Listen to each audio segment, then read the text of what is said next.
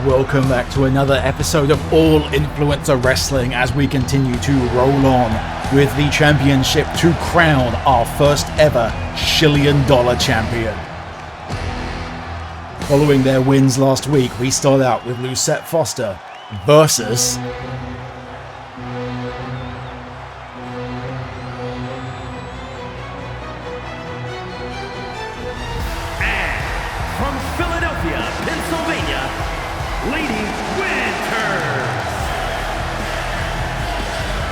Lady Aria making her way down to the ring. Both of these two dominant in their victories last week. Clashing now in round 2. Only one will be able to advance to the semi-finals. Who is it going to be? We have a interesting match of aesthetic styles here between these two. The grungy fighter pilot Lucette versus our Faye Noble in Lady Aria.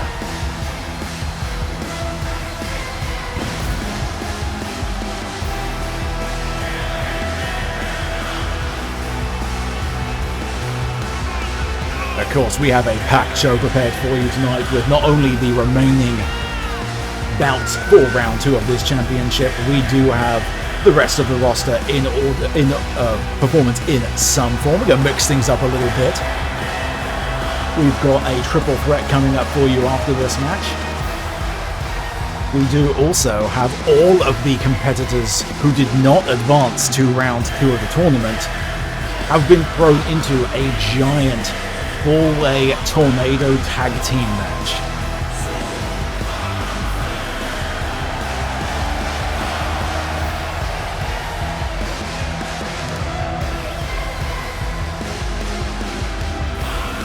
Everyone involved looking to gain some momentum as we head into this weekend's premium live event, Clash for Charity.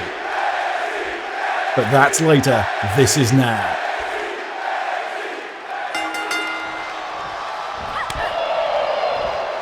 Lucette trying to seemingly make a little bit of a feint there. Aria had it scoured, just absolutely smacking her around the face. Aria going out of the gate. Very bold move there by Lady Night Valley. Had that worked, that would have been an incredible upset, but Lucette having absolutely none of it.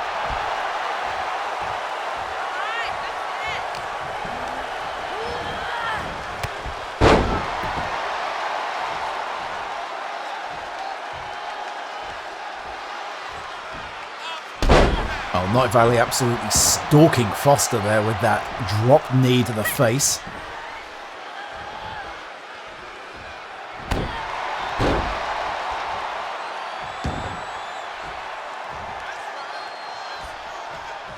Aria perhaps considering going outside there, thinking better of it. Instead, just taking Lucette apart in the corner here with those big strike chops to the chest. Bouncing her head there off the turnbuckle. Lucette has not got a lick in this entire bout. Aria clearly has her sights set laser focused on that $1 million championship. Oh, and bridging into the pin. Kicking out though at 1. Lucette taking the beating, but she is not staying down. Just knee straight to the gut. Aria is incredibly dominant this match. We've seen a lot of this type of behavior from Aria Night Valley before, but to completely dominate her opponent the way she has to Lucette.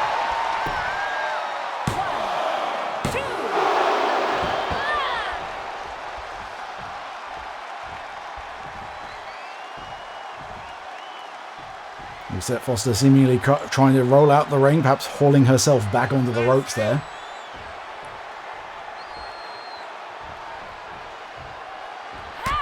Finally, Lucette managing to get a counter. Can she capitalize? Halting back over and manages to get that kick. Aria finally on her back.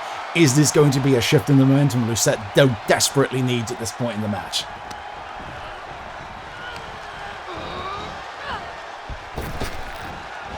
And up and, oh, a punch on the way down.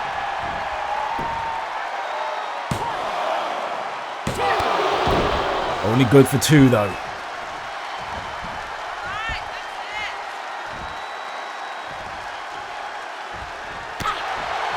And here we go. This is that momentum shift I was talking about. These quick strikes, that hit and run offense of Lucette Foster. Going with that flying Superman punch there, connecting directly with the face of Aria Night Valley. Kicks out though, once again at 2.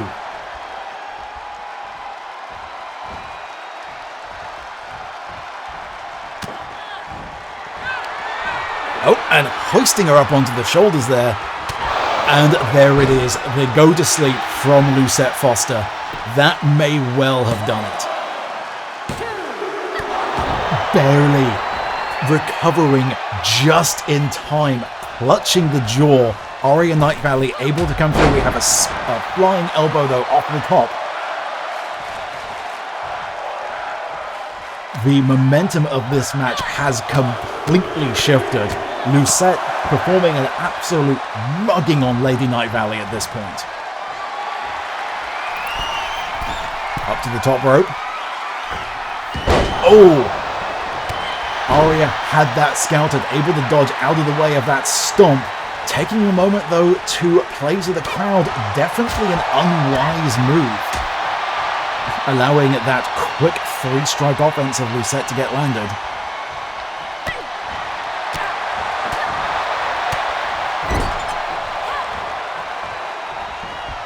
Oh, what does Lucette have in mind? And there's that spinning flying kick off of the top.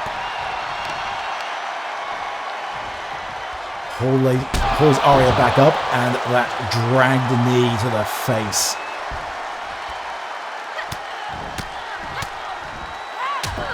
No grace, no need for technical acumen does Lucette Foster. She is just here to inflict pain, stalking Aria at this point. What does she have in mind? And back up, it was going to be another go to sleep, I think, and that's exactly what it is. That may well have caused Aria Night Valley to be completely knocked out cold. And indeed it did. What a comeback by Lucette. What a comeback. Here is your winner, the Zombie. Now that is the type of competition that is going to be necessary for whoever it is that takes this title. Lucette has really started to come into her own throughout this tournament. Hasn't had the best of luck in AIW up until this far.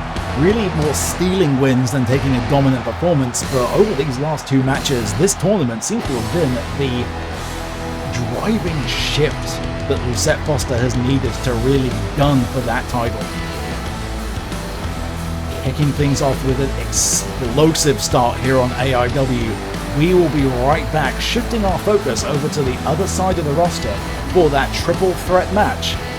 Up next, we will be right back after these quick messages.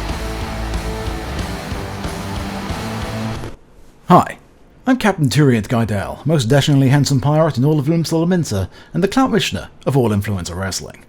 As a swashbuckling pirate, I know a thing or two about hats. And sometimes, even I feel the hats I own are just too big. So when I feel the need for minuscule millinery, there's only one place that comes to mind. TinyHatLabs.com. Tiny Hat Labs have always sought to push the boundaries of what's possible in client engagement millinery feedback solutions. Their guiding question remains the same today as it was when they were founded. What if small hat, but tiny? Operating at the nexus of science, engineering, artificial intelligence, art, fashion and design, Tiny Hat Labs seeks to pave the way to a paradigm shift in headpiece technology. While others ask, how much? TinyHatLabs.com asks, how little? I'm Captain Turiant Guidel, and TinyHatLabs.com is my favourite place for hats on the internet.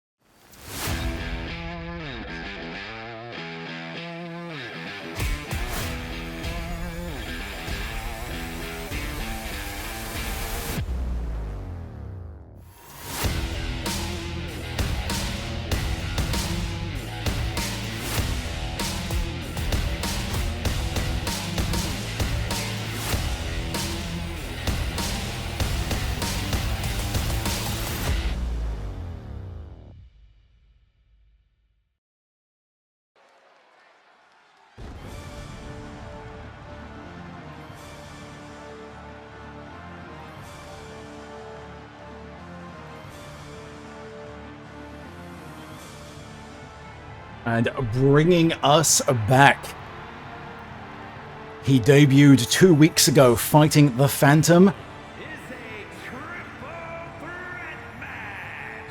Making his way to the ring from Colorado, weighing in at 280 pounds, Big Magic Reynolds. It is the Triple Threat Streamer Slam. Big Magic Reynolds here to continue making a name for himself in All Influencer Wrestling.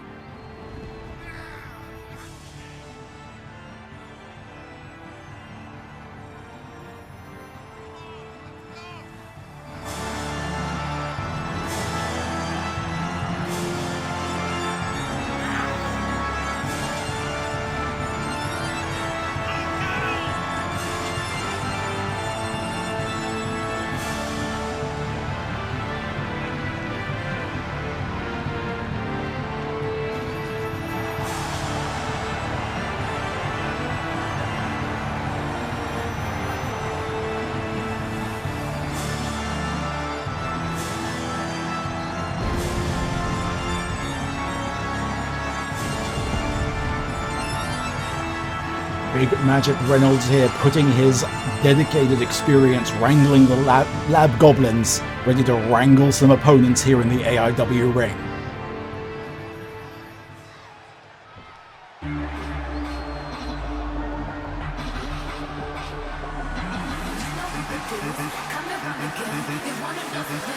And his opponents, first from Edinburgh, Scotland, weighing in at 158 pounds, Stephen Joyce. But if there's one person in AIW who has proven extraordinarily difficult to wrangle, it's Stephen Joyce.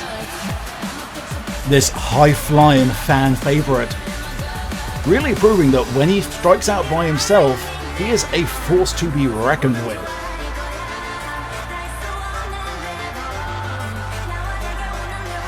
Stephen, of course, having quite the busy weekend ahead of him, he is going to be featuring very prominently on the Clash for Charity card. Everyone wanting to team up with this man.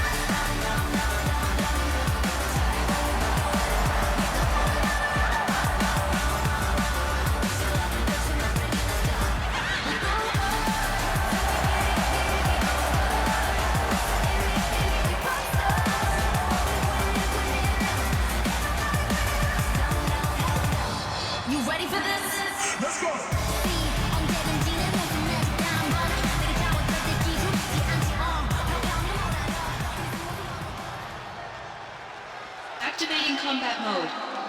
And the third part of the Triple Threat Streamer Slam.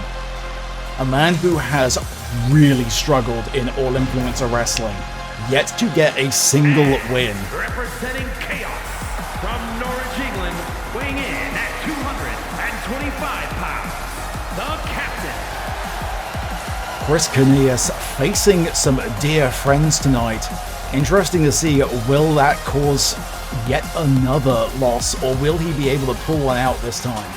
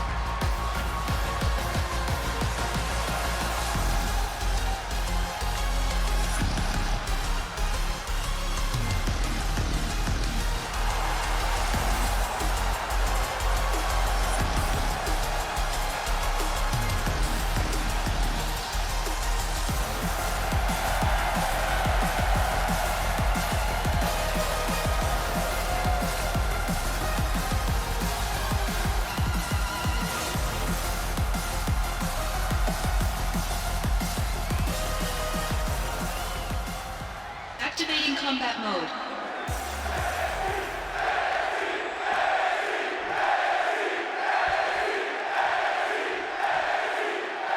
Alright, and we are off with these three facing off.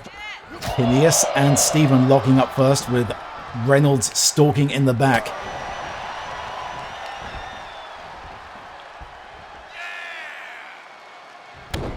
Oh, interesting. Knias and Reynolds teaming up to take out Stephen Joyce here. A very, very short-lived alliance, however, as Knias hitting Reynolds with the neck breaker there. Oh, Stephen Joyce aiming for an additional strike to the back of Reynolds. A flying elbow from Knias taking him down.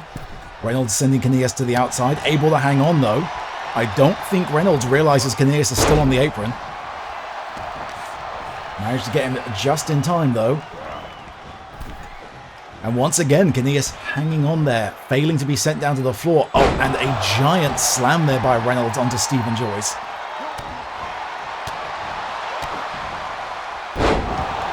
DDT sends Reynolds to the mat. Stephen able to capitalize. Returning the favor, Knias down to the mat. Stephen Joyce the only one left standing.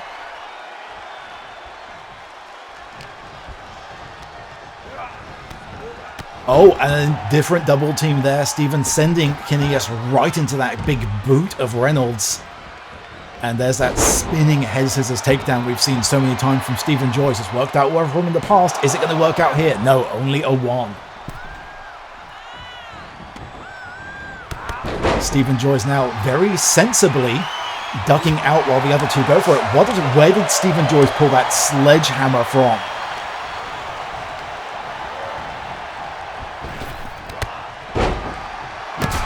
Oh, and that sledgehammer right into the guts of Knias.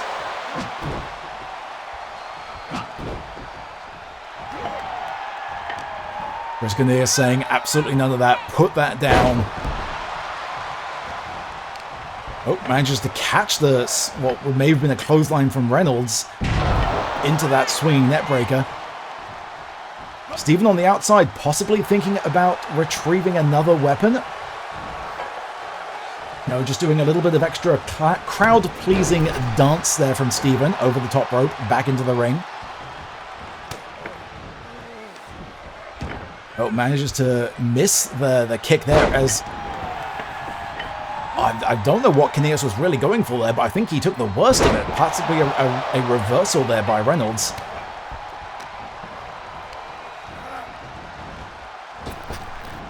Irish whip, and the athleticism of Stephen Joyce once again on display, bouncing off the top rope, and here it is again, that swinging scissors takedown. But stalked by Reynolds from behind. Sends Stephen into the corner. Giant clubbing forearm there from Reynolds. Is that going to do it? Absolutely not. Only a 1. We've seen this resilience from Stephen Joyce in the past. Knias, in the meanwhile, hunting for a weapon of his own. He's got that chair. He has... Reynolds had that scouted, though. And dropping Knias right, I'm pretty sure, onto that sledgehammer. That has to hurt.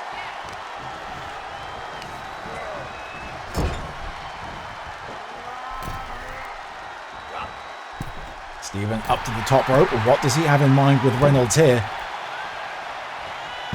Oh, DDT off the top rope, staring down Knias, who just strikes to the floor. There's that flying elbow once again from Chris Knias. Is he able to capitalize? Can he steal this victory from Stephen Joyce? No. Reynolds able to recover just in time. Kicks out at 2.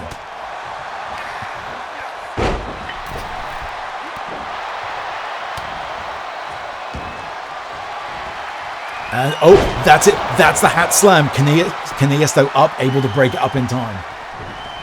I think Stephen may have thought that Knias was a little more out of it than he actually was. But that hat slam is going to have inflicted some serious damage on Reynolds. And DDT dropping Knias to the mat. This, at this point, seems like it is Stephen's match to win. Back to the sledgehammer. Oh, and to the ankle of Knias. That is vicious. Reynolds interfering, seemingly deciding to give Stephen Joyce a lesson in proper safety use of lab equipment. Drops Stephen onto the knee there.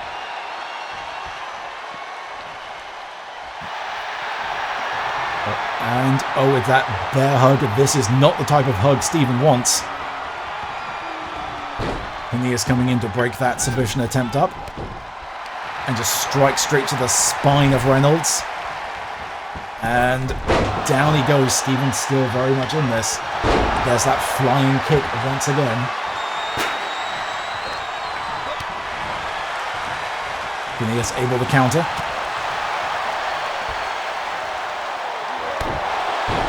Onto the knee, but Phineas is being stalked by Reynolds at this point.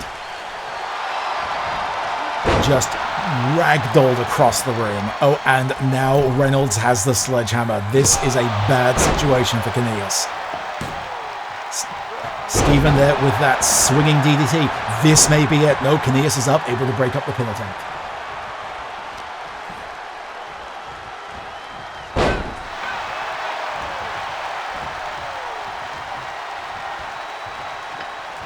Oh, no, this is bad for... Oh, able to reverse that chokeslam attempt by Reynolds, but Stephen stalking him from behind. And down, face first, into the mat goes Phineas. Stephen has the sledgehammer back. Rolling over, Reynolds down on the outside, Phineas down on the in. Could this be it? No, able to power out. Phineas determined this will not be yet another loss in AIW for him. Able to dodge out of the way of that missile dropkick from Stephen. But Reynolds has recovered, is back into the ring behind him. I don't think Phineas realizes Reynolds is there. He does now. Up onto the shoulders, and Reynolds just carrying Phineas around like a sack of potatoes at this point. Face first off the turnbuckle, but Stephen once again with that sledgehammer. And there's the hat slam again. Phineas throws back up.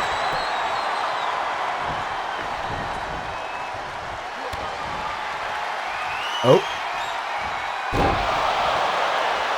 And Stephen down. Reynolds down. Is this the chance that Phineas is desperately needed? 1, 2, 3. Finally, Chris Phineas with his first win. His first win, finally breaking his losing streak. Here is your winner, the Captain.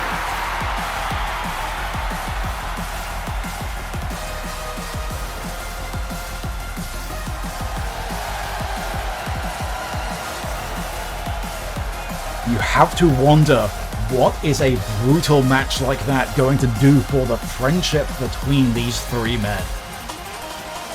All three are involved in Clash for Charity. It's going to be an interesting fallout from this one. But speaking of fallout, next up, it's the next part of round 2 of the $1 Million Championship. Candy Holiday taking on Amber Warren. We'll be right back with this after these quick messages.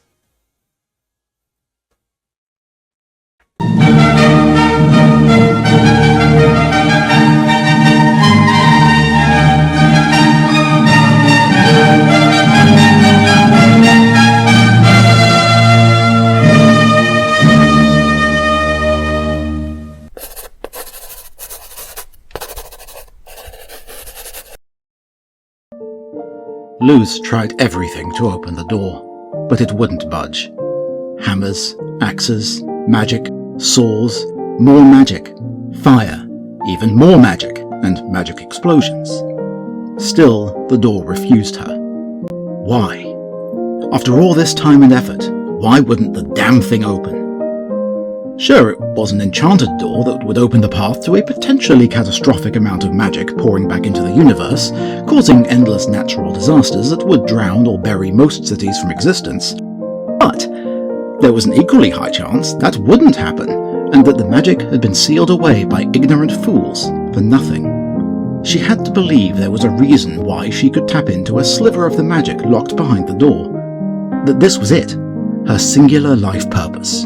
Open the door. Restore its magic back to everyone like it used to be in the stories, where anyone could use magic, for good or bad. That had to be it, right? That had to be why she was standing here, in the door's pocket dimension, on a small plot of Earth, large enough for only one person to stand in front of it, swearing at this void black door with iridescent veins flowing along its surface like water, living, taunting her to just open it already.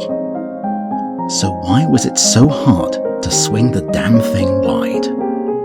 Somehow, she had shoved the door apart just a crack ages ago. A thin, wispy line of light seeped out of a seam down the centre. Whenever she used teleportation magic, as she had decided to call it since she didn't know the correct term and hadn't seen others use it before, probably because it was dangerous and required sliding through space and time, but who was counting? She tapped into a sliver of warmth and power to travel wherever she wished. She'd managed that slight opening unthinking as a child, then never again. What was she doing wrong now? Worse, what if she wasn't doing anything wrong? What if this door wasn't meant to open for her after all? What else could there be for her but this? After everything, after all that searching, what else could there be? This has been an extract from The Void Door by V.M. Ayala. To read the full story, please visit beneath-ceaseless-skies.com and search for issue 378. And thank you for watching Masterpiece Theatre.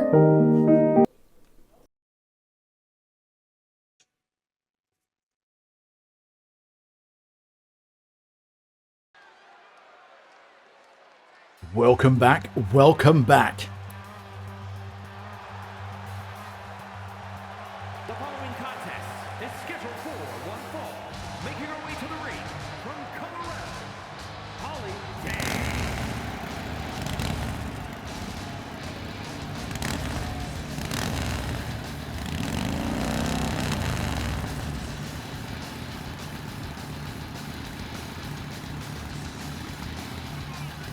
Fresh off her victory from round 1, Candy Holiday hoping to drape that $1 million championship over the front of her bike.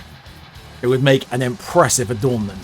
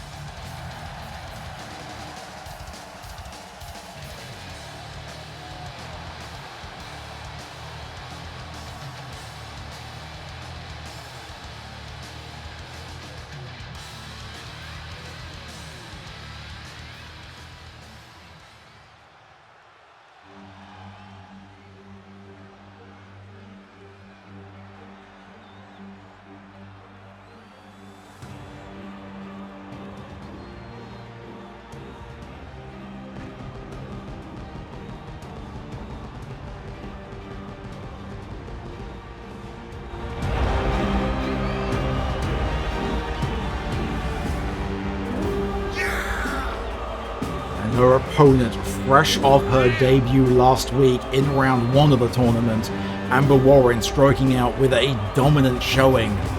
Can she continue her momentum, or is Candy Holiday here to play spoiler?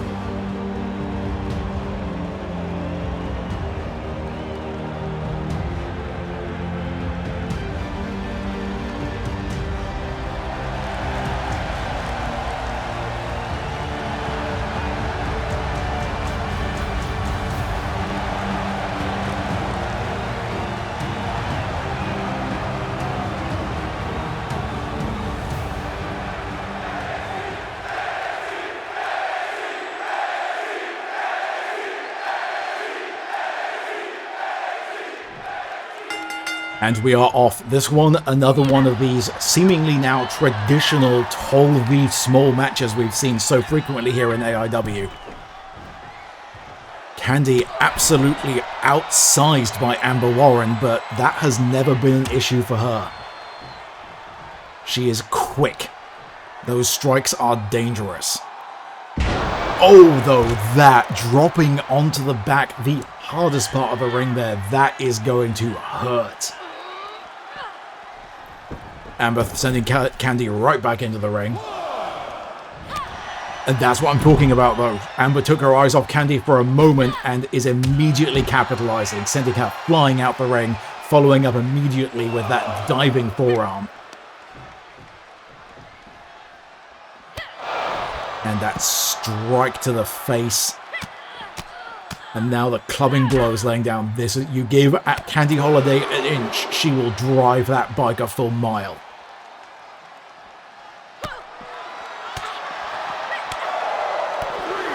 Just assaulting the ribs of Amber Warren here. These chain combinations, deadly strikes of Candy Holiday. Uppercuts of the jaw. Amber is just dazed, does not know where she is right now.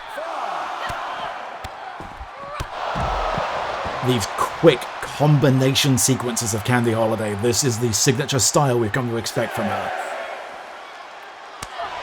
Amber, though, able to catch that last blow, get into a slap in the response. But we are getting dangerously close. Oh, Candy Holiday's head bouncing off the back of those steel steps. We are getting dangerously close to a count-out between these two. Amber bouncing Candy off the side there.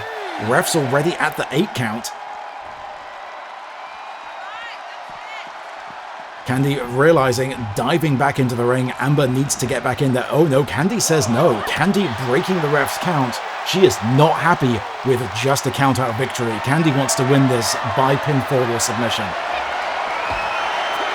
But getting her back draped over the side of the ship's decking by the powerhouse of Amber Warren.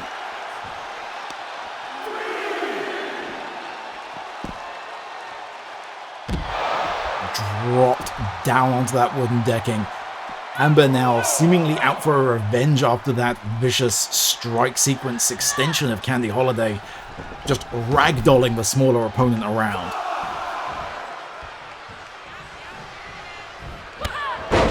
Running clothesline, sending Candy to the mat. And up and over she goes. Crashing down comes Candy Holiday. Right into the waiting arms of Amber Warren. Power slam down to the mat.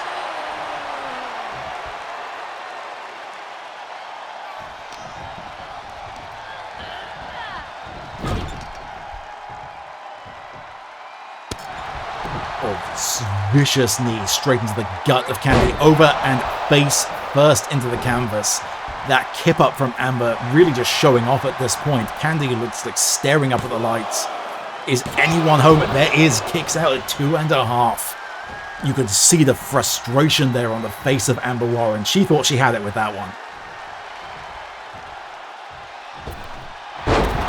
Candy there seemingly playing possum for a moment, dodging out the way of that flying strike by Amber, and returning with one of her own. Oh, but kick up from Amber right to the face of Candy. Hauling herself up using the ropes, but being... What does Amber have in mind here? Oh, just shoulder barged off the side there.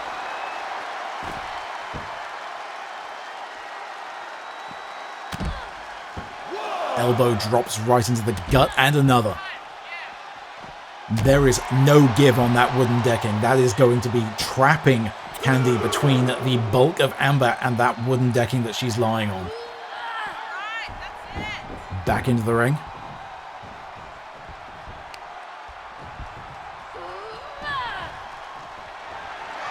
And up onto the shoulders.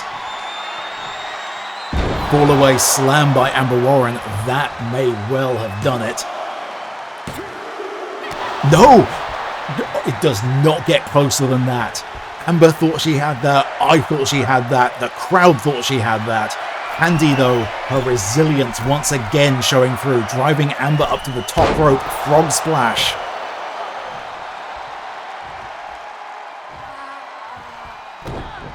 Boot to the arm. Frustration painted over the face of Amber Warren, driving Candy down, not letting her go. Slam down to the mat again. Amber cannot afford to let frustration get away with her, though.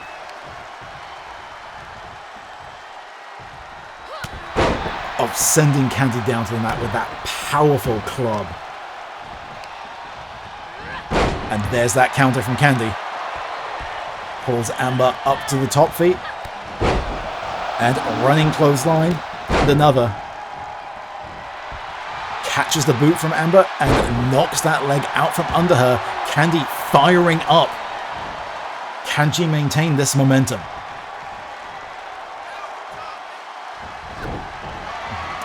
Amber saw that vicious strike coming in. Counters into a impressive maneuver there, stalking Candy, waiting for her to get back to her feet. This is not looking good for Candy Holiday. But she is able to counter Amber going for that bear hug. Candy getting those strikes, fighting her way back through. She is very much still in this match. And my God, the power. Go to sleep. That was an incredible feat of strength from Candy Holiday. But Amber Warren powers out.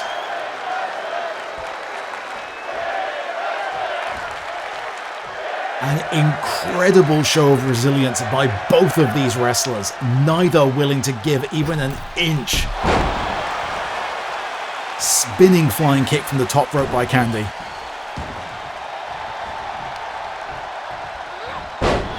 Reversed by Amber. Amber taking the moment to give a little bit of a taunt. Candy taking the opportunity, kept up, and is that going to cost Amber? Kick straight to the jaw. Candy taking a moment to taunt herself now. Up to the top rope. What does Candy have in mind from up here? Baiting Amber to get to her feet. Oh, a phenomenally high diving forearm there from Candy. And there once again, that draping knee strike falling back. She barely has enough left to do the full cover. She has the leg up. That is it. What a match. What a fight. What a performance, not only by Candy, Amber, nothing to be ashamed of. The resilience of both of these competitors. But with that victory, we now know Candy Holiday will be advancing to the semi-finals to face the winner of our opening bout, Lucette Foster. That is sure to be a high-flying spectacle of a match. I think after that, I certainly need a drink. We'll be back in just a moment with our next match after this quick message.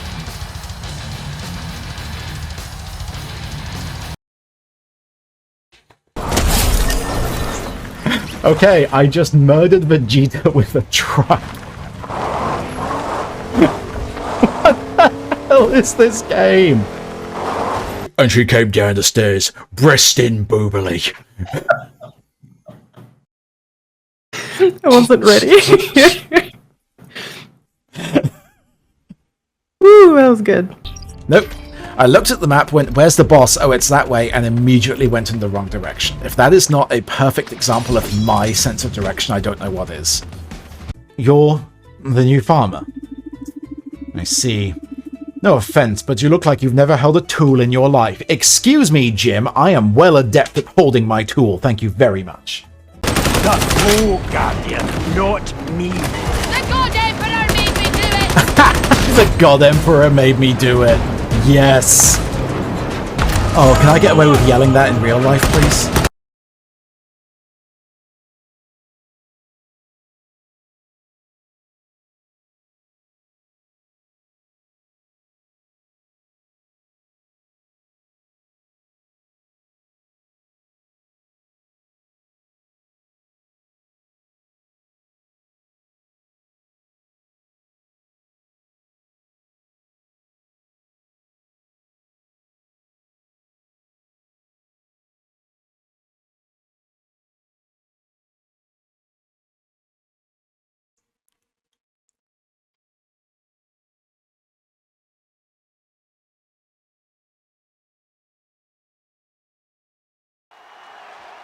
And welcome back to our very special showcase match.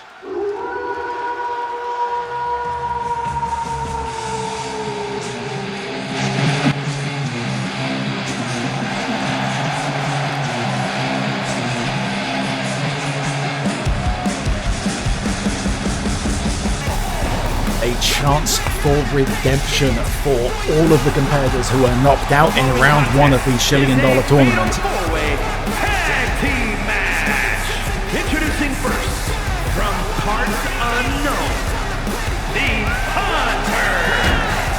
This time, though, they are not fighting alone. We have divided our 8 round 1 competitors who did not advance into 4 teams of 2.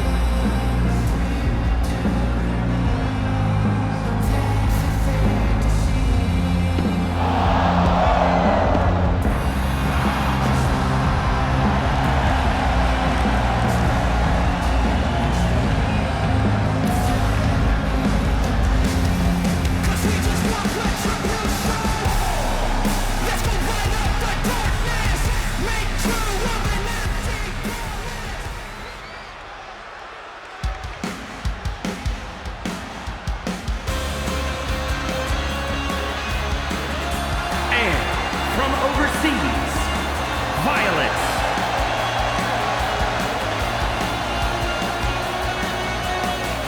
Also out for revenge, out to prove herself, Soraya Violet.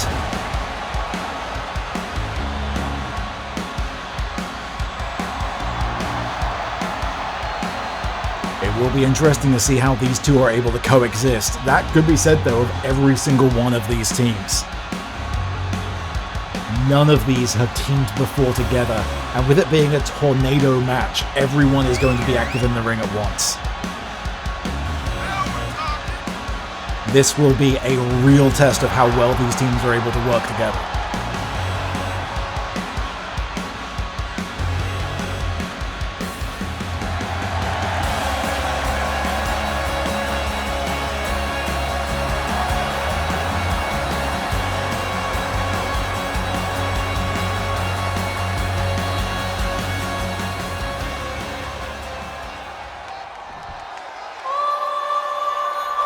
And the first part of our second team in this match.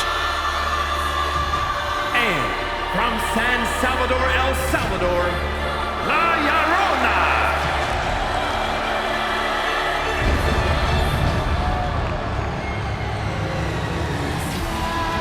La Llorona coming off what was arguably an upset loss, perhaps, against Candy Holiday.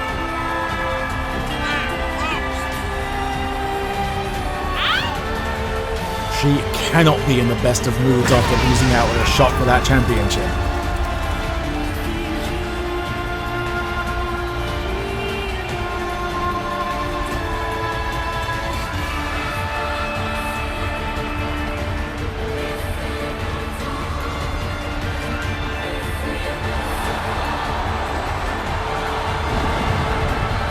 The indomitable presence, the sheer aura of La Llorona.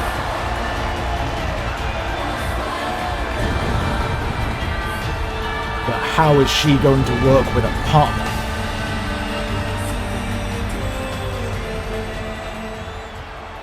And speaking of that partner,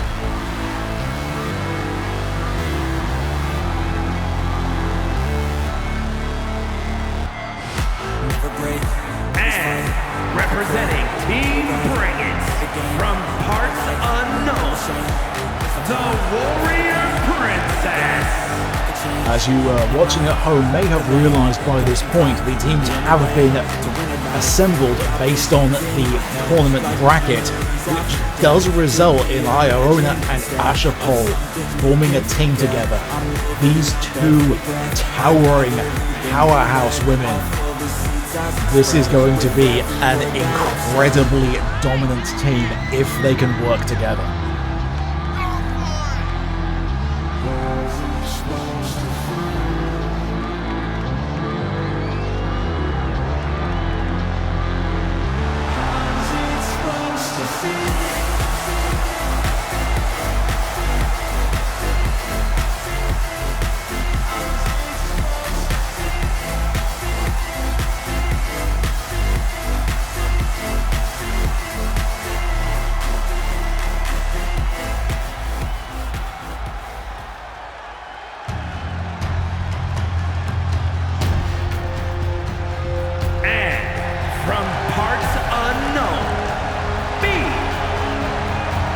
Baron Anastasia, another one of our new debuts last week, did not have the greatest outcome for her debut match. Has to be frustrated that she did not advance put away by Faria in their bout. This is going to be a competitor who is really out to prove themselves.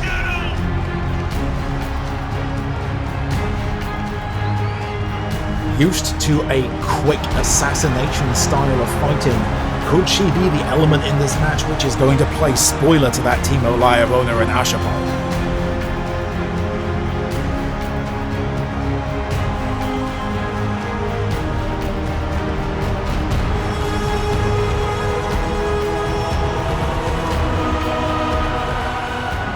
And of course, she is not fighting alone.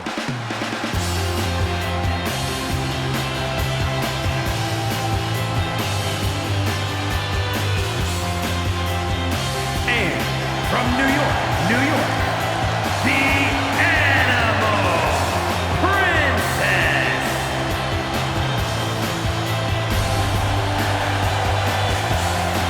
Mary in a rather interesting situation in All-Influencer Wrestling now.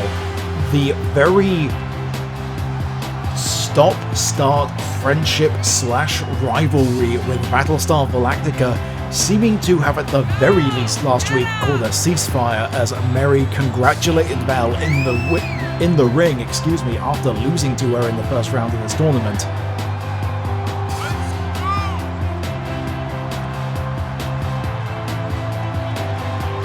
She has, of course, up until this point, really had no interaction with Valorant though. How will Mary's association with competitors whose names start with Val work out for her? Which side of that dynamic is going to be in play here today?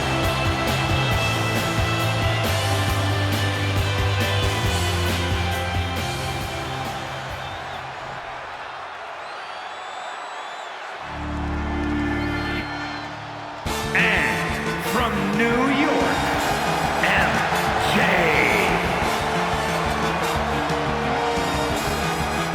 The mother of pain making her way down to the ring.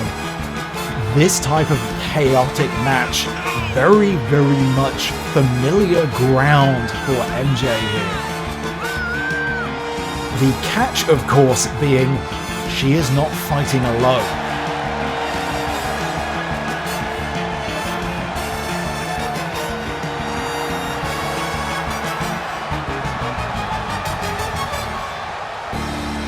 MJ completely unable to work with others, impossible to follow orders perhaps, but if there's one person who deserves to have to deal with that. And from Canada, Mac Lane. It'll be interesting for Michaela to be on this side of that particular dynamic for once.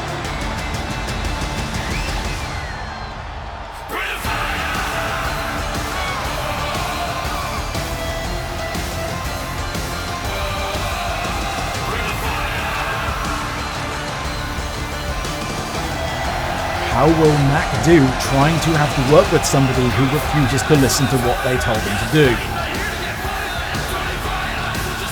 Maybe, just maybe, she'll reconsider how she does things after this match.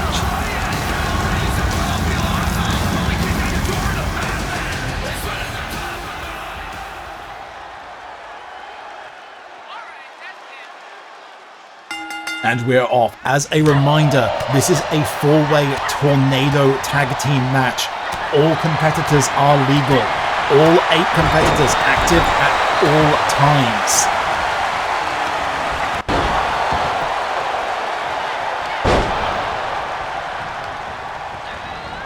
This is going to be the trick. These teams are going to have to work together. Scoring a pinfall is going to be extremely difficult in this match with so many people out looking to play spoiler.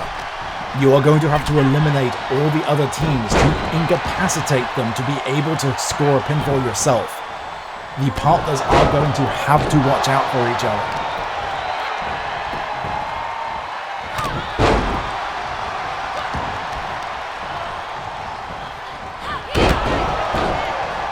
And perhaps unsurprisingly, we are seemingly seeing Olaivona and Ashapal standing tall, although the others getting back to their feet. Asha, perhaps very sensibly, immediately retrieving those ring steps.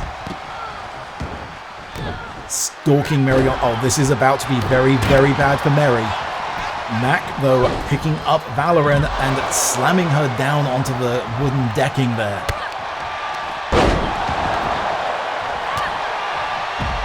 Saria and Ashapol locking up, Irona behind. This is a potentially bad situation for all those other teams. The dominance of Ashapol and Lyrona. Oh, but there we have Presri there to play spoiler. Getting herself trapped between those two powerhouses, but possibly saving the match for every other team.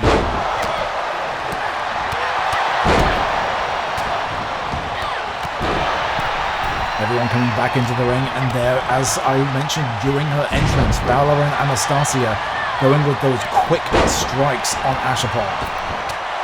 And driving her into the middle rope, using her own body weight to really force that home, and then a quick stealth attack on Presri. Mary in the middle of the ring, tying Saria up in the ropes. Iorona absolutely dominating the team, question mark, quotation marks, of Michaela and MJ going for the pin. This is what I was talking about. Irona taking that opportunity, but Mary, excellent awareness, taking a moment from her beatdown of Saria to break that pinfall up.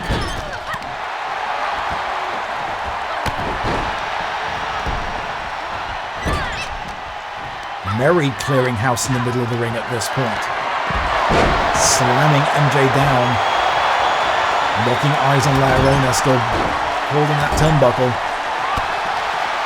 And strategically now going for it. We are seeing some impressive strategery coming from Mary, to use the term I have heard bandied around backstage.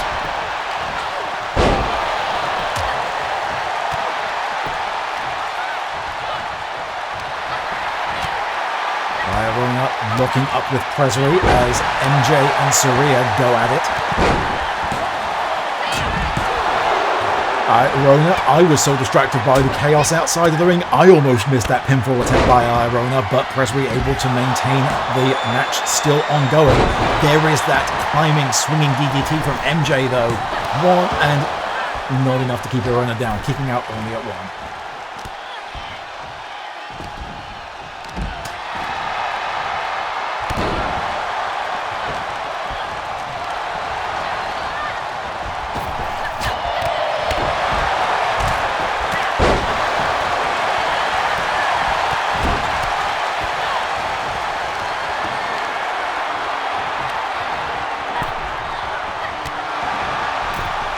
At some point, Saria has gone digging. She has that kendo stick out, perfectly legal in a tornado match. As Valorant just discovered, much to her discomfort. Mac, though, going, hey, if anyone's going to have a weapon, I want it to be me. Speaking of weapons, Lyrona has pulled out an entire baseball bat now. Oh, what's Mac got going on here? Attempting maybe to tie up Ashapol. Didn't work out for her. Asha with that counter.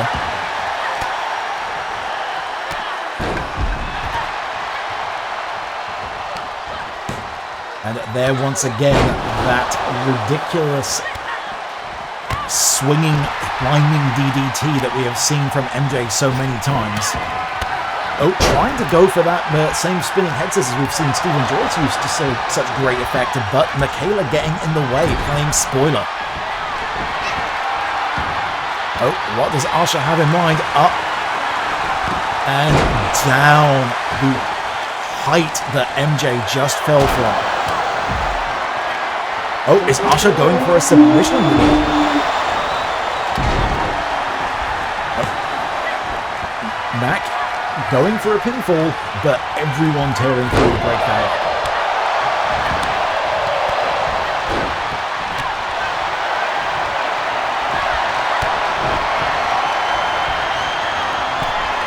Mary sending Irona to the ring as we get the pedigree from Ashapol, but Mary once again able to break up the pinfall attempt. Mary really playing the role of almost ring general in this match thus far. Very much keeping her eyes on the prize, able to really assess where all of the competitors are at any point and play it to her advantage.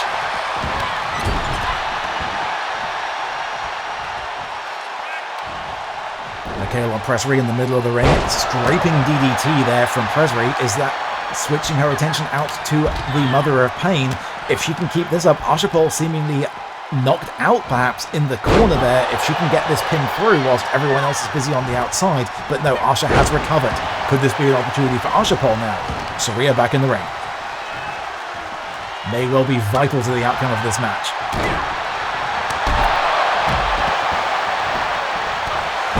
A running clothesline sending Saraya down to the mat, turning her attention back to Pressery. On the outside, Mac sending Mary down onto the deck as Asha just pressing Pressery there. Saraya taking her opportunity to get involved. Hip toss sends Asha down to the mat. Getting her out of the way. Could this be Saraya's opportunity? No. Saraya leaving the prone Pressery in the middle of the ring. More focused on Asha Pole on the outside.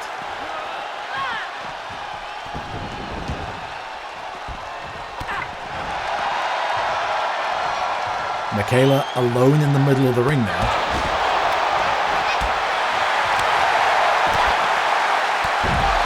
Driving the face of Asha down there. Oh, and more.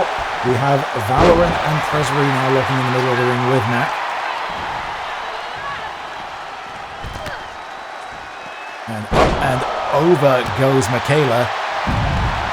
Valorant seemingly trying to steal the win there. Pressery, did she notice? But Mac able to power out. Asha just going just a straight punch to the head there. That baseball bat being put to use again by La Llorona.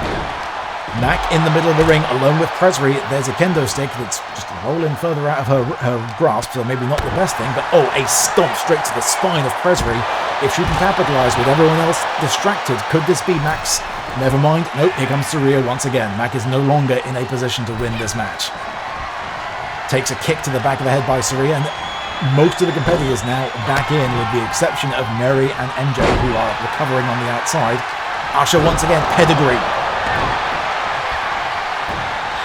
Armbar there by Pressery. Is this going to be enough? Is everyone too distracted? Nope.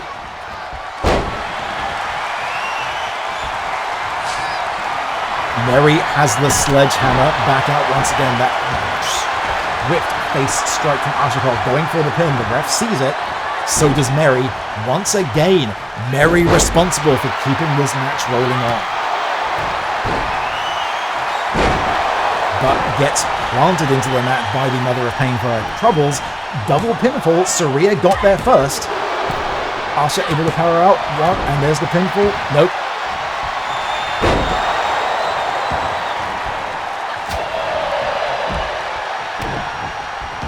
At some point, I missed exactly what happened there, but the referee is down now.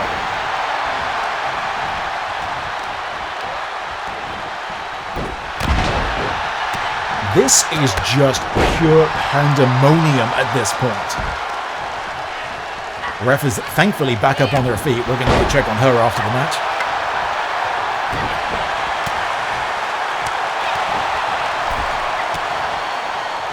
Mary and Valor are now the only ones up in the ring. Got that kendo stick, trying to eliminate the chaos factor that is the Mother of Pain.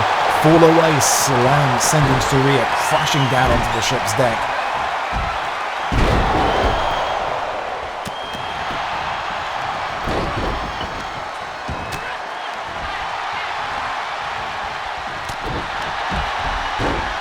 And now Mac and La Llorona locking up. Pressery back to her feet.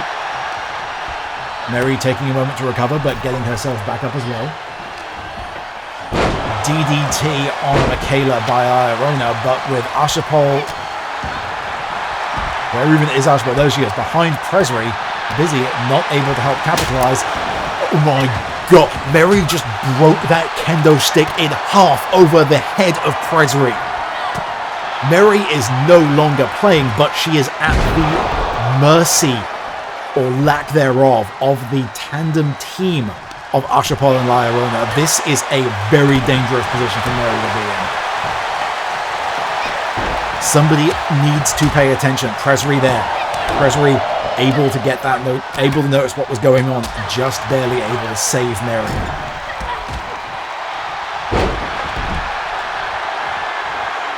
Asha going to the top, seemingly got her eyes on Valorant or Presley, and Presley was the target.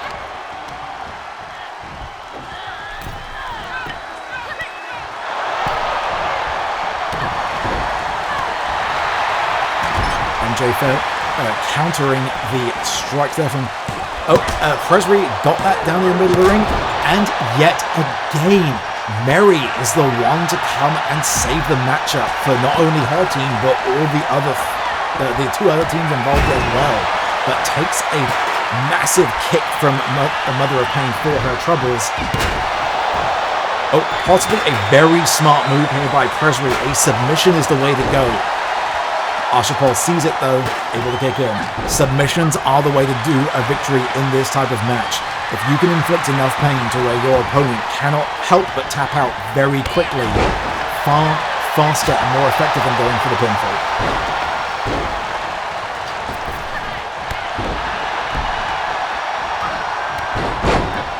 Drop kick by Mary to Saria. Grappling with Ashapol. Mac with that crashing chair blow, picking apart Iarona on the outside. Asha stunned, rolling to the outside.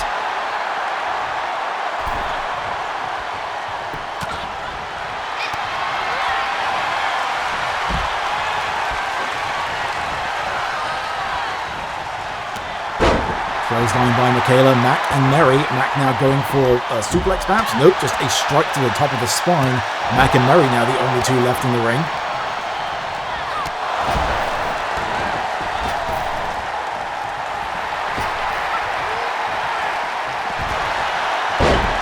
And Mary going for the sharpshooter. Mac, that is locked in deep. If Mac taps out, this is going to be it. Is anyone good at those? Iarona. No! Iarona did not make it in time. Mac tapped just as Iarona was going for it. That was enough. Mary. What a performance. The standout of that match, for sure.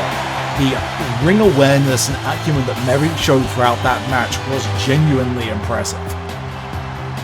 Seemingly, the fortune of teaming up with somebody named Val is working for Mary. What's that going to mean for the future between Mary and Battlestar?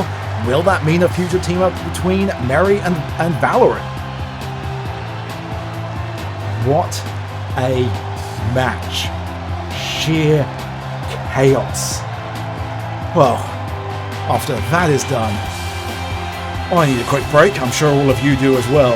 We'll be right back, rolling on with another round of the $1 Shillion Championship right after these very quick messages.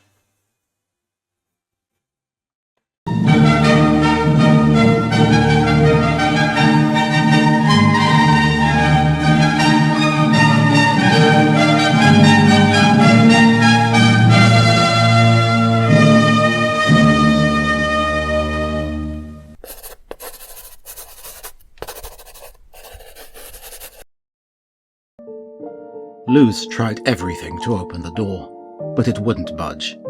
Hammers, axes, magic, saws, more magic, fire, even more magic, and magic explosions. Still, the door refused her. Why? After all this time and effort, why wouldn't the damn thing open? Sure, it was an enchanted door that would open the path to a potentially catastrophic amount of magic pouring back into the universe, causing endless natural disasters that would drown or bury most cities from existence. But there was an equally high chance that wouldn't happen, and that the magic had been sealed away by ignorant fools for nothing. She had to believe there was a reason why she could tap into a sliver of the magic locked behind the door. That this was it, her singular life purpose. Open the door. Restore its magic back to everyone like it used to be in the stories. where anyone could use magic, for good or bad. That had to be it, right? That had to be why she was standing here, in the door's pocket dimension, on a small plot of Earth, large enough for only one person to stand in front of it, swearing at this void black door with iridescent veins flowing along its surface like water, living, taunting her to just open it already. So why was it so hard to swing the damn thing wide? Somehow, she had shoved the door apart just a crack ages ago. A thin, wispy line of light seeped out of a seam down the centre. Whenever she used teleportation magic, as she had decided to call it since she didn't know the correct term and hadn't seen others use it before, probably because it was dangerous and required sliding through space and time, but who was counting? She tapped into a sliver of warmth and power to travel wherever she wished. She'd managed that slight opening unthinking as a child, then never again. What was she doing wrong now? Worse, what if she wasn't doing anything wrong? What if this door wasn't meant to open for her after all? What else could there be for her but this? After everything, after all that searching, what else could there be? This has been an extract from The Void Door by V.M. Ayala. To read the full story, please visit beneath-ceaseless-skies.com and search for issue 378. And thank you for watching Masterpiece Theatre.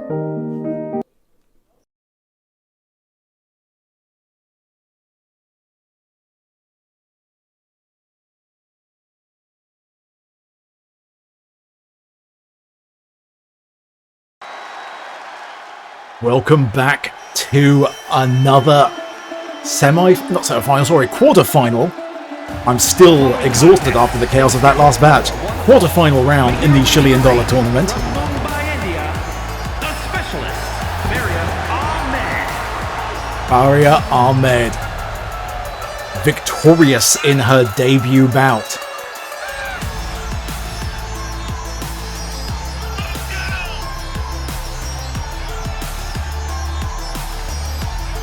Can she continue that momentum? But she is up for a particular challenge. She's not about to hit a roadblock. She's about to run into a tank.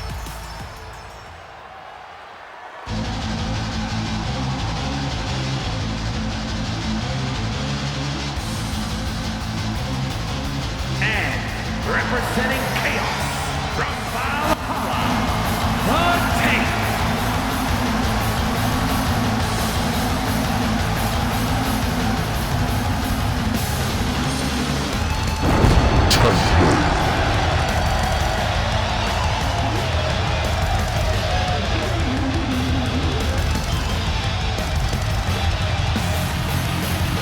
Of course, as we talked about during that last match, Val knocking off Mary to advance in this tournament.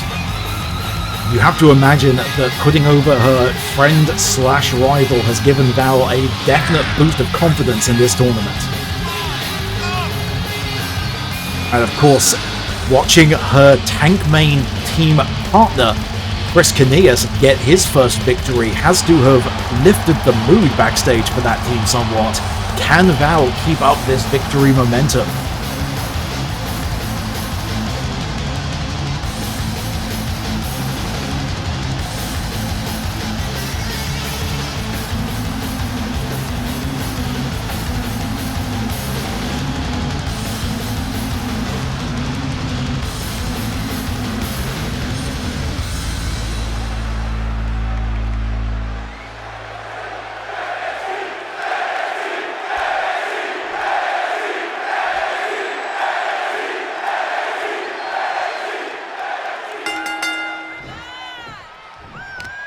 Val going for the strike. Faria able though to get a grapple attempt in there.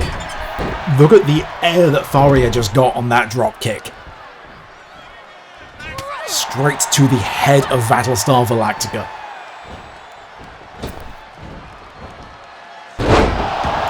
Dropping her down to the canvas. Faria very much out with something to prove here. observing, picking her opponent, deciding to go for that flying blow to the head, it seems.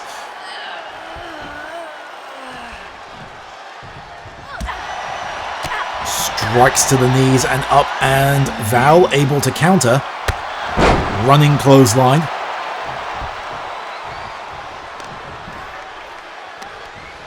And Val's up and slams Faria down to the mat. Bold attempting to go for the win immediately. Only good for a 1. It's going to take a lot more damage than that to put Faria down. Another power slam. If there is anybody who knows back pain, it's Battlestar Galactica, and she's seemingly determined to make Faria feel it tonight.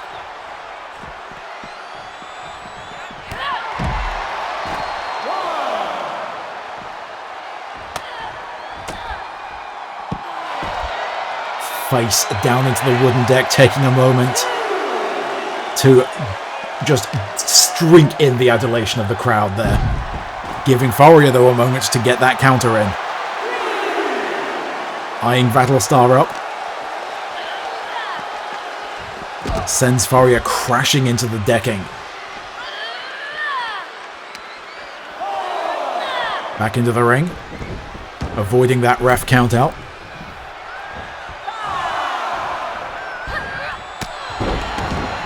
Gave Faria that moment to recover, though. That running, flying punch whips Val into the ropes. Misses the clothesline attempt, though. Val able to halt their own momentum and go for that giant boot to the face of Faria. And once again, drinking in the adulation of the crowd. There's that streamer mentality. But Faria attacking from behind, driving Val's face right into the canvas.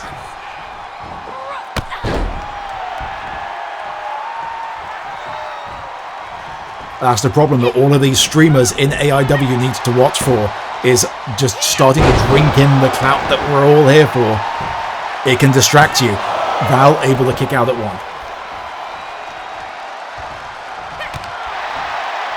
Blocked that blow there by Faria. Not that one, though. There's quick kick strikes, and Val returning with some of their own. Faria really ramping up the speed here, and oh, a knee straight to the middle of the spine of Battlestar. That is not going to feel good.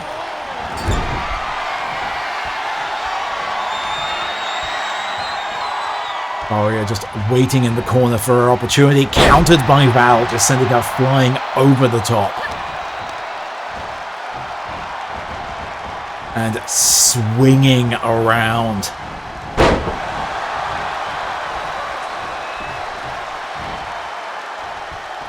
Back up to the feet.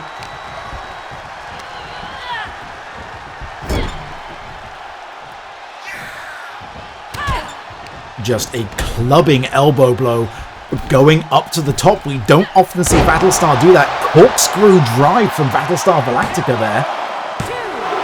Not able to keep Faria down, though. Kicks out at 2.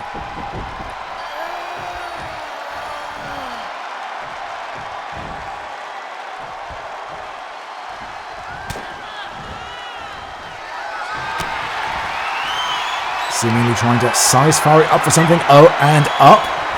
And there it goes into the money hole. But the positioning off. Faria able to get that rope break. Val too focused on landing the move, not paying enough attention to the ring positioning there.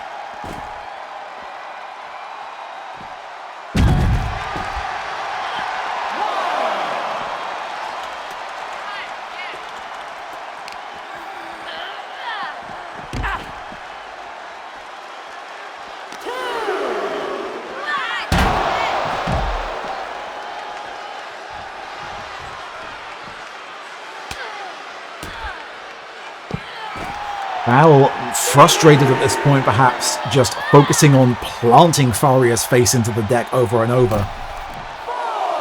Back into the ring. And taking that moment to just flex on Faria. Able to make her way back in. Val taking a bit of a moment to recover in the corner. Faria able to use that chance though to deliver that flying missile dropkick. Now Faria waiting for Val to... Nope. I'll say waiting for Val to get up, but decides no, you are staying down. Driving the knees right into the guts, and once again on the backflip. Now it's Faria's turn to taunt. Val, though, back up to their feet, and oh, with that leg takedown there. Chop block to the leg of Faria. Val back in control once again. No, Faria able to capture with a reversal. Kick to the leg of Battlestar. And up and down. Faria back in control. Battlestar taking the moment to roll to the outside. Dive from Faria. And swinging DDT back onto the wood. This is going to hurt. That's going to take Val some time to recover from, and even more so if Faria does something like that.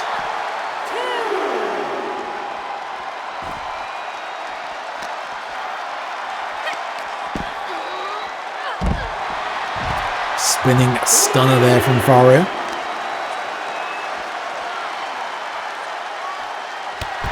Once again, just disrespectful, driving that shoulder of Val. Oh, and this flip onto that wood is not going to feel good at all.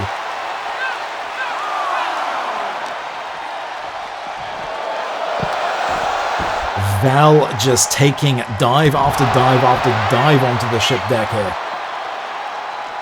Faria taking the opportunity to do as much damage as possible while that ref's count is going, and now bringing Val back into the ring. Very good strategy there by Faria.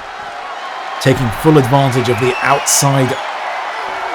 And oh, that driving elbow from the top into the back of Battlestar. That may well have done it. No, Val able to kick out. Pushing through, but that is a lot of damage Faria has done to the spine of Battlestar Galactica. And power slam by Val. She's going to follow through for the pin? No, she knows that's going to not be enough.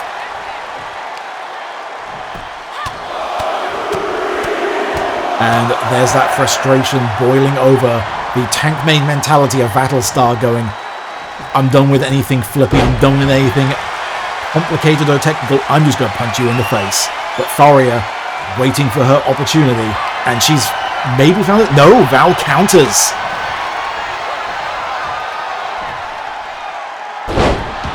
Sends Faria flying.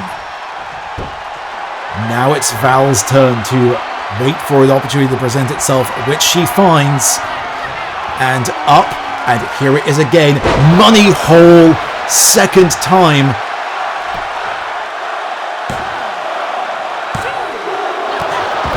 Faria kicks out again. Double money hole, not enough to keep Faria down.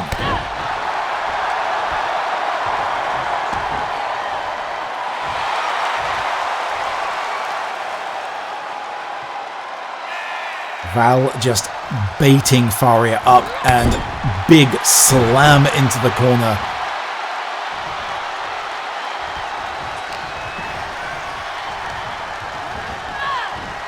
Sends Faria back into the opposite turnbuckle now.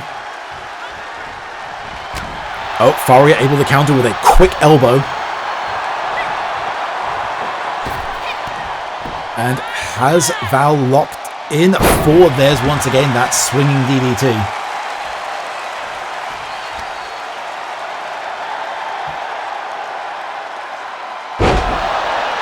Driving Val down into the canvas is Faria. Hyping herself up, hyping the crowd up, the AIW faithful on their feet. Spider walk by Faria Ahmed. We have not seen her break this out before. What does she have in mind? That incredible flexibility of Faria Ahmed. And down. But has she made the same mistake? Is Val close enough for the rope break? Maybe not.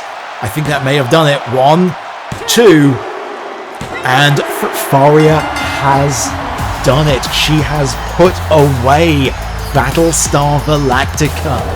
What a win for Faria in her second match in AIW. What a performance.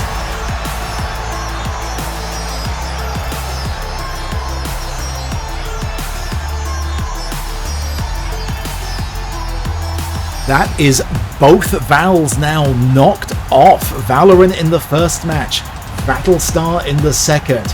Faria, the Val Killer Ahmed, advances to the semi-finals. But who will she be up against? Will it be Banshee, or will it be Jennifer Astorio? We will find out after these very quick messages. We will be rolling right into that, so don't go anywhere. We'll be right back. Hi, I'm Captain Turiant Guidel, most dashingly handsome pirate in all of Loomsla and the Clout Missioner of all Influencer Wrestling. As a swashbuckling pirate, I know a thing or two about hats, and sometimes even I feel the hats I own are just too big. So when I feel the need for minuscule millinery, there's only one place that comes to mind: tinyhatlabs.com. Tiny Hat Labs have always sought to push the boundaries of what's possible in client engagement millinery feedback solutions. Their guiding question remains the same today as it was when they were founded. What if small hat, but tiny? Operating at the nexus of science, engineering, artificial intelligence, art, fashion and design, Tiny Hat Labs seeks to pave the way to a paradigm shift in headpiece technology. While others ask, how much? tinyhatlabs.com asks, how little? I'm Captain Turiant Guidel, and tinyhatlabs.com is my favourite place for hats on the internet.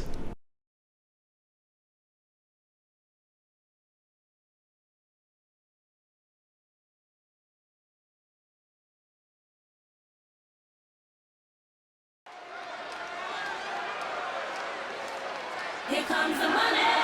Here we go. Hey, wait, what? Here comes the money.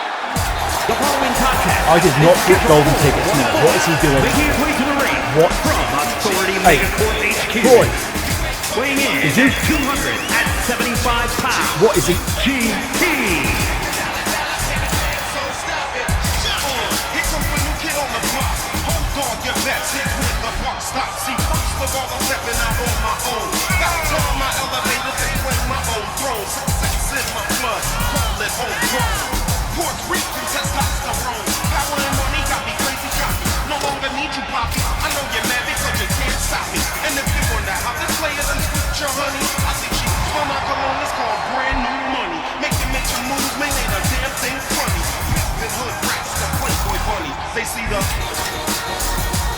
They see the, they see it. Money. I'm good with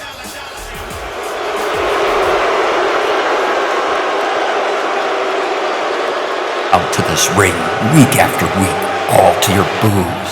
And why? Why do you boo such a top talent? Because you're jealous. You want to ride my coattails. You want to reach for those dreams.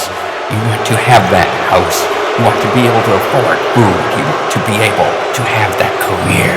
But those are all empty dreams. They are all nothing. Because you are all nothing. And speaking of nothing, Renee's, the only reason you won our fight last time was because you paid the ref to slow count when I had you pinned. And then you attacked me backstage. You could have broken my freaking neck. Next time we meet, Renee's, next time we meet, it will be different. I will knock your neon ass to the floor. And as your two brain cells rub together, realizing for the first time that your parents lied to you about sending your dog to the farm, her vision will clear, and you'll think pennies from heaven. But no, just be my goat, and then you'll come to the realization as you see this dollar sign of man far above you that your ticket has been punched.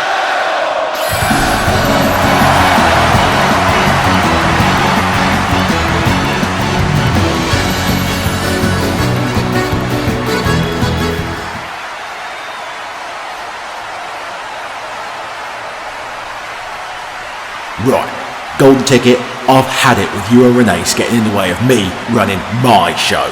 It's about time you remember who the clout missionaries around here. So the two of you better learn to play nice with others real bloody fast. Because you're both going to need to find two people willing to step into the ring alongside you when this gets put to an end once and for all at Clash for Charity in War Games. Get him out of my ring. We'll be right back.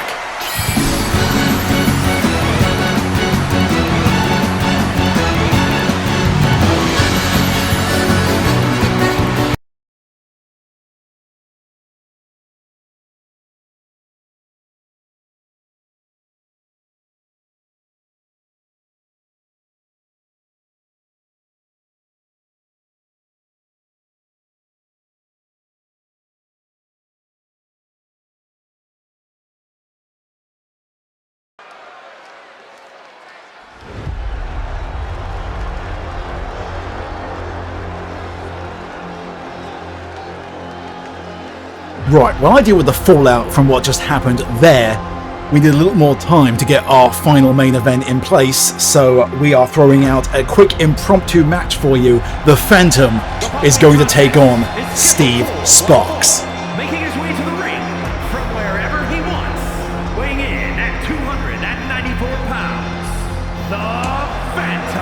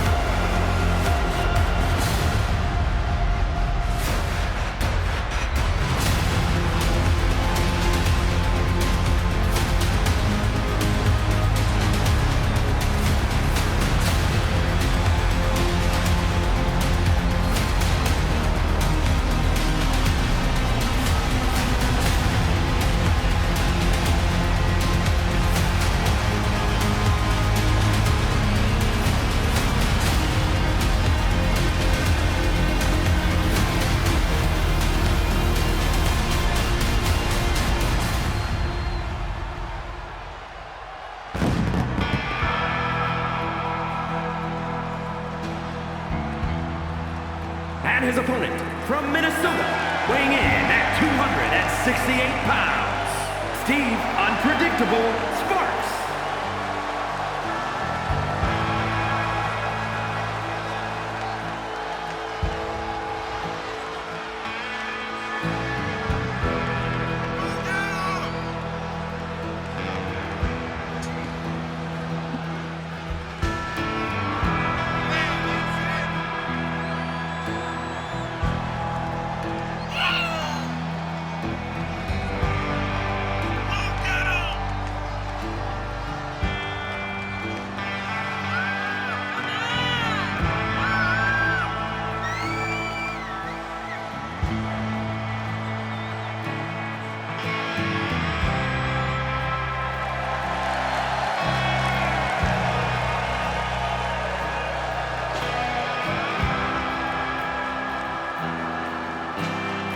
Right, got that all sorted.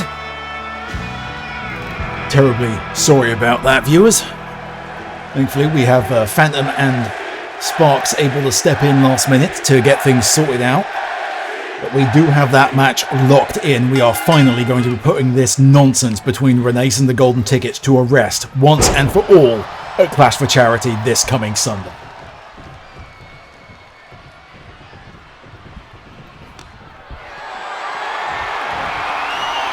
Meanwhile, these two who have yet to cross paths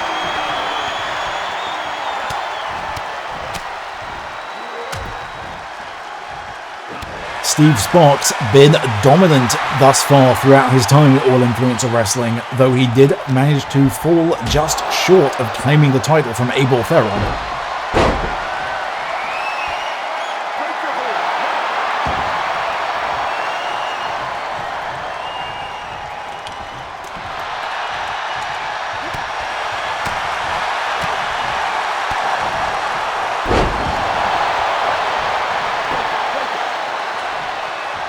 Sparks almost uncharacteristically focused on dismantling the Phantom here, getting a couple of these rope breaks. The Steve Sparks usually has more ring awareness than this.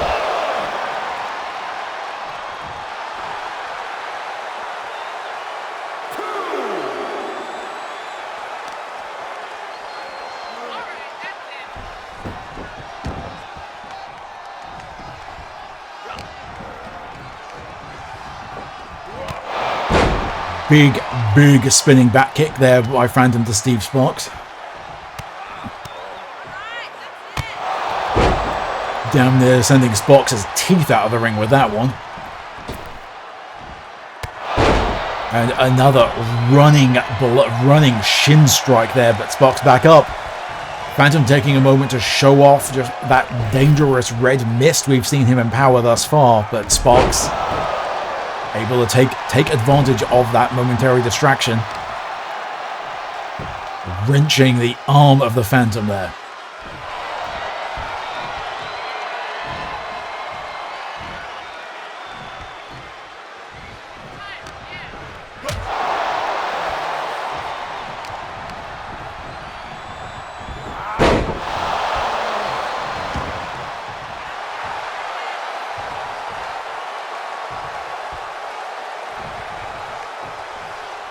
Elbow right to the chin of Phantom by Steve Sparks. And vaulting over. What does he have in mind there? Oh, a kick to the inner thigh. That is going to hurt. Following up with further picking apart that left leg of the Phantom. The limb manipulation strategy of Steve Sparks on full display.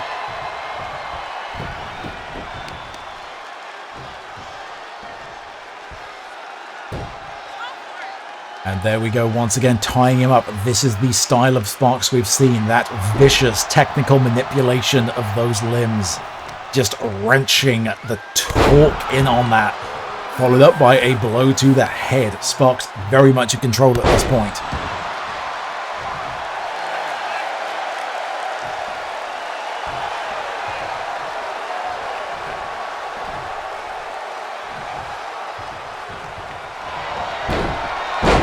There, once again, continuing to work that leg. Very solid, consistent strategy by Steve Sparks. Phantom, though, able to power out, reverse over, and just striking those blows to Steve Sparks to break out. But there, you can see it. Look at the way he was getting up there. Phantom is really feeling the pain in that leg. And taking a moment to, as if to say, come at me, and Sparks goes, alright. Working the arm this time over, going in for the crossface, has the submission locked in. Is Phantom going to tap out? That would be a humiliation for the Phantom, you have to imagine. This is not a competitor who would ever be happy losing by submission. He's holding in, he's holding tight, but Sparks has that locked in deep. Able to power out.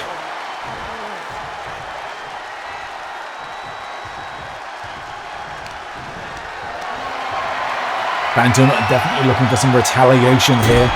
Hanging Sparks up. Nope, thought he was going to tie him up in the turnbuckle, but just bashed him into it and sent him flying. Once again, it says, come at me. This time manages to duck back out of the way, but Sparks still able to keep some momentum going, but Phantom now once again back in control.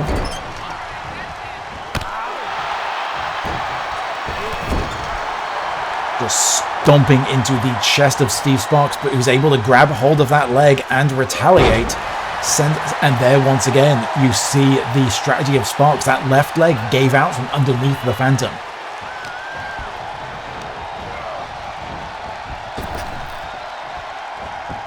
Draping down with that neck breaker.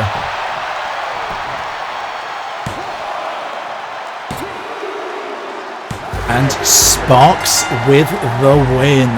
Sparks sending a message in this match.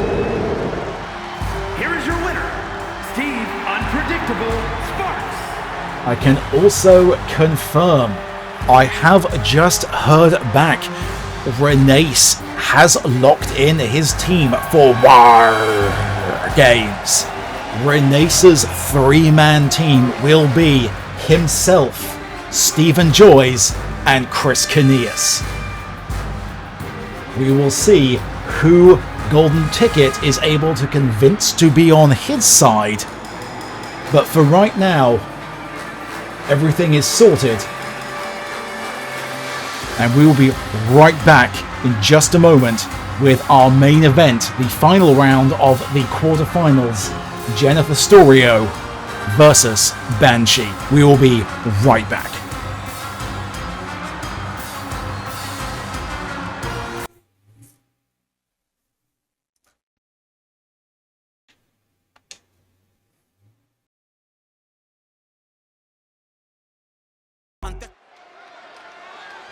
And we are off. Jeneth already in the ring as Banshee makes her way down with that distraction from Ticket. We haven't had to dive right into it. We are cut for time now. But Jeneth, right as the bell rings, immediately with that powerful offense, Jeneth is not wasting any time whatsoever. The ref having to pull her back out.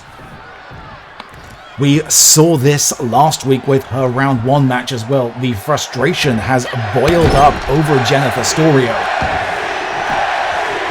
And immediately she goes for that pin.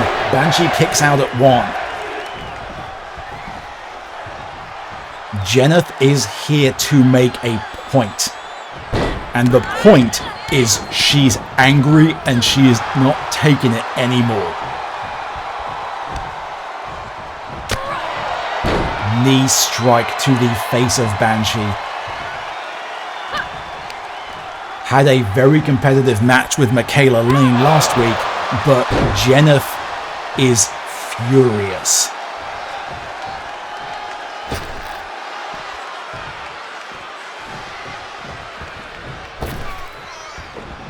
Jeneth may be considering pulling Banshee off of the rope there, deciding to think better of it, maybe after getting a glimpse of those heels straight up. Look at the height. Banshee damn near got thrown into the rafters on that one. Jeneth even now going up to the top rope. We don't see this from her often at all.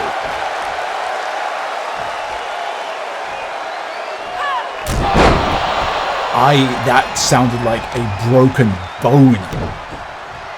Banshee desperately needs to get back into this match if she's going to even survive, let alone win.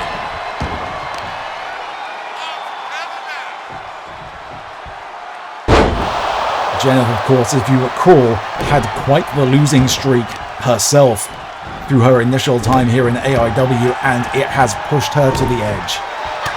There we go. Banshee, though, able to get that opening she needed. Finally able to take Jeneth down to the mat, wrenching her back through. Holding in, twisting the spine, but Jeneth able to power out, sends Banshee back down to the mat. And going right back to that same well. Probably a smart move here by Banshee. Continue to focus on the spine of Jeneth. But once again, the power is simply too much.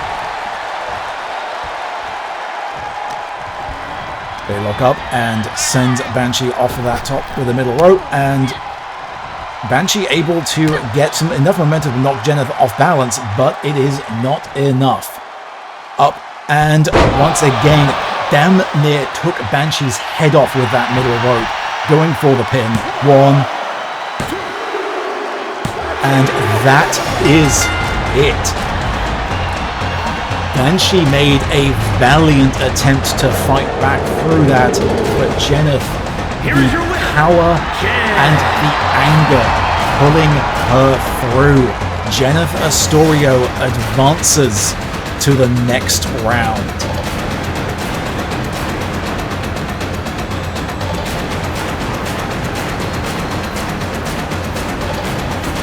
A definitive statement there by Jeneth Astorio.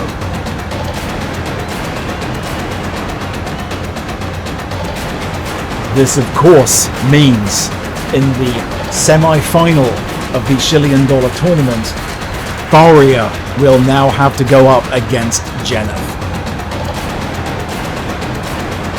She managed to break through the tank in Battlestar.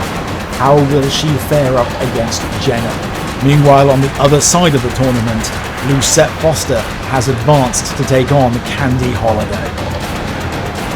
One of these 4 women will be the first ever $1 million champion.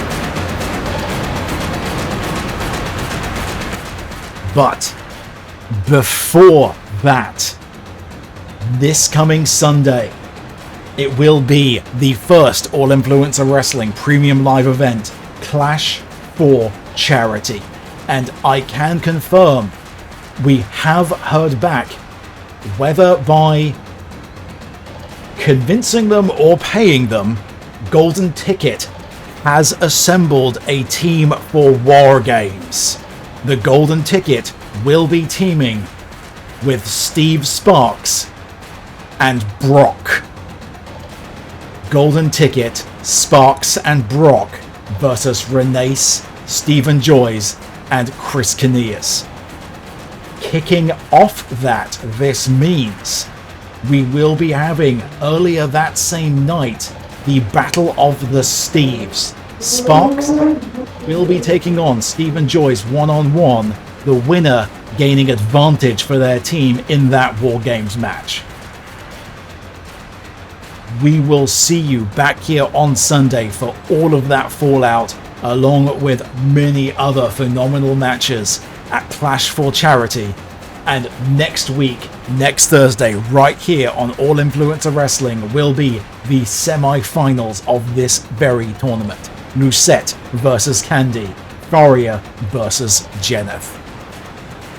I've been your Clout Missioner, Captain Tyrion's Guidal, and we'll see you on Sunday. As always, stay #out for Clout.